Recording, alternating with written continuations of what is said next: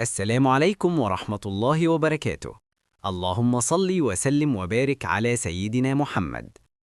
أهلا بيكم متابعين القناة الكرام، وياريت قبل ما نبدأ ما تنسوش دعمنا بلايك والاشتراك في القناة وتفعيل الجرس علشان يوصل لكم كل جديد أول بأول.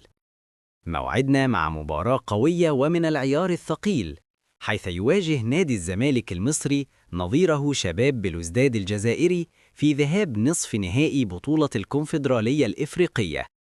المباراة هتكون على أرض فريق شباب بلوزداد، وده هيخلي المواجهة صعبة جدا على الزمالك، لكن الفارس الأبيض داخل اللقاء بكل قوة لتحقيق نتيجة إيجابية قبل مباراة العودة في القاهرة. موعد المباراة يوم 12 إبريل، التوقيت الساعة 9 مساء بتوقيت القاهرة، الساعة 10 مساء بتوقيت السعودية، الساعة 8 مساء بتوقيت الجزائر. الزمالك يسعى لمواصلة مشواره نحو اللقب، خاصة مع طموحات جماهيره الكبيرة، بينما شباب بلوزداد هيحاول استغلال عامل الأرض والجمهور لتحقيق الفوز. القنوات الناقلة: من المنتظر نقل المباراة عبر قنوات بي إن سبورتس الناقل الحصري للبطولة. مباراة منتظرة بكل المقاييس، مين تتوقع يكسب، الزمالك ولا شباب بلوزداد؟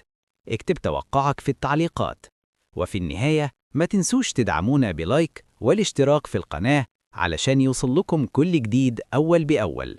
سلام.